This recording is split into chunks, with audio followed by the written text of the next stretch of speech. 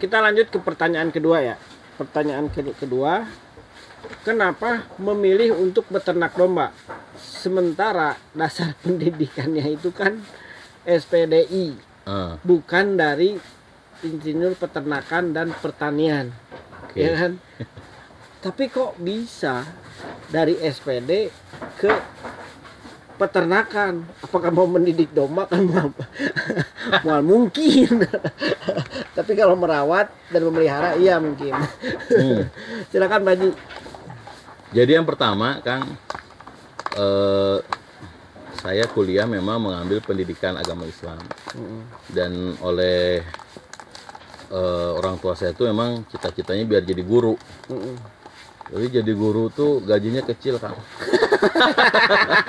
Gajinya apalagi kecil. masih honorer. Butuh perjuangan kan, butuh perjuangan. effort yang besar. Sementara saya ini punya jiwa berbisnis memang. Sampai sekarang pun saya tidak mengajar di lembaga pendidikan. Saya berbisnis. Nah, kenapa saya memilih domba? Jadi pertama, saya bertemu dengan salah satu breeder juga di Bogor, sudah besar ya, MT Farm, Pak Budi Susilo. Jadi kata beliau, Pak Ajam, jangan salah loh, semua nabi itu melihara domba. Satu. Dan daging domba, peternak domba itu diberkahi oleh Allah Subhanahu wa taala. Insya Allah pasti. Jadi saya bilang begini, mana Mas dalilnya? Petani domba, daging domba diberkahi oleh Allah Subhanahu wa taala. Nah, beliau bikin buku ya. Nah, ini Ustadz dalilnya. Dari situ saya berpikir berarti ini peluang bisnis yang luar biasa karena keberkahannya dijamin oleh Allah Subhanahu wa taala. Itu satu. Insya Allah. Yang kedua, si Pak Budi ini dari ternak domba punya properti banyak, tanah hektaran. Gitu. Hasilnya. Saya waktu itu nggak bertanya hal-hal yang rugi dan yang lain. Yang di dalam kepala saya ini adalah, oh ini bisnis yang menjanjikan, dijamin keberkahannya oleh Allah Subhanahu wa taala. Saya belum mengerti masarinnya gimana dan yang lain saya belum mengerti. Cuman ini yang namanya diberkahi pasti akan berjalan, Kang. Itu yang kedua, diberkahi. Nah, terus tadi para nabi itu memelihara kambing, artinya pasti akan ada pesan yang terasa oleh kita tentang beternak kambing ini. Dan saya berpikir, saya suka melihat, saya cukup lama bekerja di kelompok bimbingan ibadah haji, Pak Asep. Bisnis guide haji, bisnis guide umroh, itu bisnis yang tidak ada matinya, karena haji dan umroh setiap tahun. Betul. Idul Adha pun saya rasa bisnis seperti yang itu. tidak ada habisnya. Iya, benar. Yang pasarnya ini ada dalam syariat agama kita. Orang-orang membeli kambing itu bukan hanya sekedar ingin nyate atau bukan, tapi beribadah. Kita memfasilitasi orang untuk beribadah. Benar. Dari situlah saya mulai memilih untuk belajar dan memulai usaha di kambing atau domba ini. Kemudian saya kan cari informasi, ada kambing, ada etawa ya, ada domba Garut. Karena saya memang larinya positioningnya itu Idul Adha. Nah, maka saya memilihlah domba Garut. Kemudian di Cianjur ini melimpah pakan. Lingkungan pakan bawah, rerumputan, dedaunan itu banyak melimpah. Rumput hutan, rumput hutan. Yang susah itu di sana ampas tahu. Rumput tetangga banyak. Biasanya lebih lebat. Rumput desa. Lebih segar. Itu banyak. Jadi setelah saya lihat lokasi saya, setelah saya tadi dasarnya ada pendalilan tentang keberkahan, maka disitulah saya memilih domba. Sebetulnya kan bisa aja ternak sapi, ternak kelinci, bisa, ternak ikan. Bisa. Saya lebih memilih domba. Nah, Ada yang menarik Kang Asep. Kenapa memilihnya di Cianjur Selatan? Kan jauh. Betul. Kang Asep mah di Bogor ya akses. Saya Cianjur Strategis lah Selatan. ini. Akses ke sana itu 5 jam. 5 jam. Tapi Kang Asep setelah saya jalani, inilah makna keberkahan. Kita ternak domba di wilayah sana itu banyak membantu orang-orang yang mohon maaf ekonominya menengah ke bawah. Betul. Kita bisa membuka lapangan pekerjaan. Orang-orang di sana bisa menafkahi anak istrinya. Dengan adanya ternak kita. Dengan adanya ternak kita. Loh, ini loh yang ternyata berkah tuh. Gitu, walaupun Kang Asep di awal-awal saya breeding itu tadi banyak pengalaman yang sangat baru.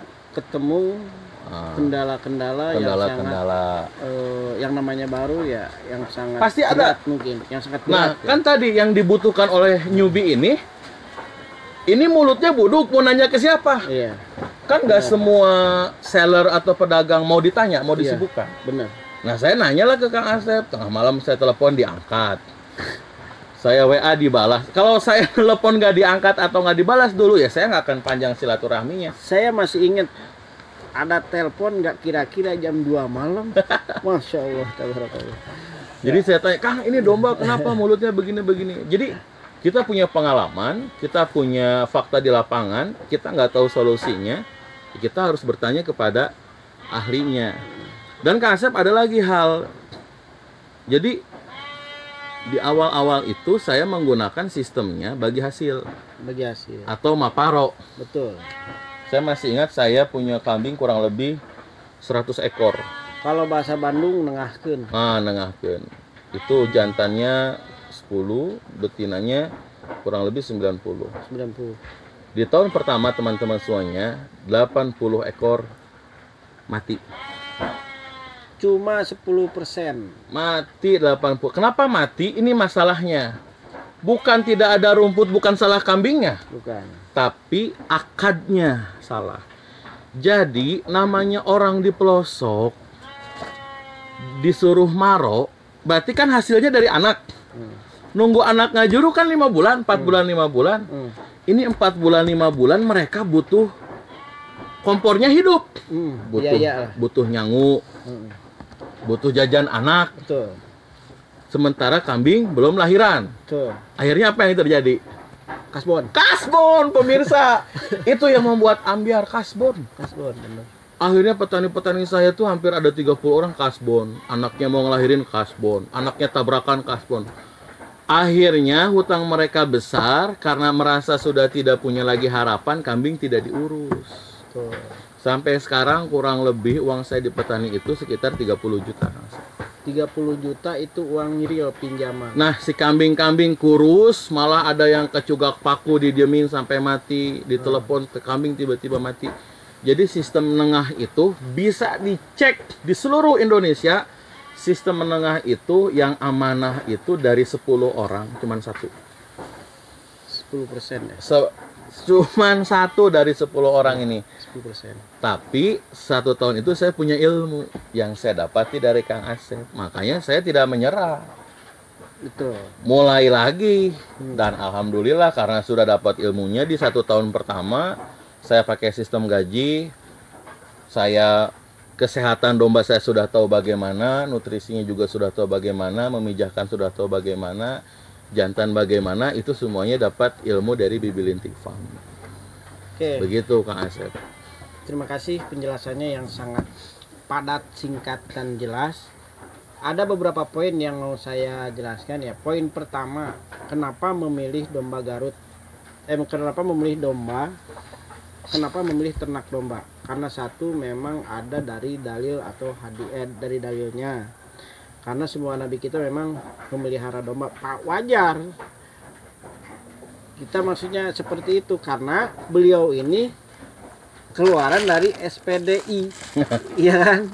Jadi ada sangkutannya ke situ, ya kan? Kedua, yang kita perlu ambil poinnya jangan mudah menyerah.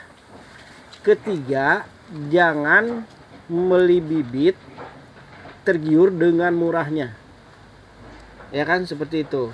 Dan akhirnya yang barusan apa ya yang dijelaskan dari 80 ekor, dari 90 ekor bahkan 80 ekor real mati dengan proses seperti itu, dan itu bukan satu faktor dari dombanya aja tapi dari SDM dan dari manajemen juga. Jadi untuk beternak itu 1 tahun pertama itu jangan berharap untung dulu, tapi dalam segi profit, tapi pasti beruntung dalam segi ilmu atau pengalaman. Di situ kita benahi poin-poinnya. Betul Pak Ji? Betul. Seperti itu. Kedua, tadi dalam segi apa ya tadi Pak Ji? Yang Pak Ji bilang terakhir itu. Intinya dari poin-poin yang kita ambil tadi, satu, pemilihan bibit mungkin ya. Bagi kedua, SDM, manajemen gitu kan. Ketiga, jangan mudah menyerah. Itulah seperti itu. Oke, kita next ke pertanyaan ketiga.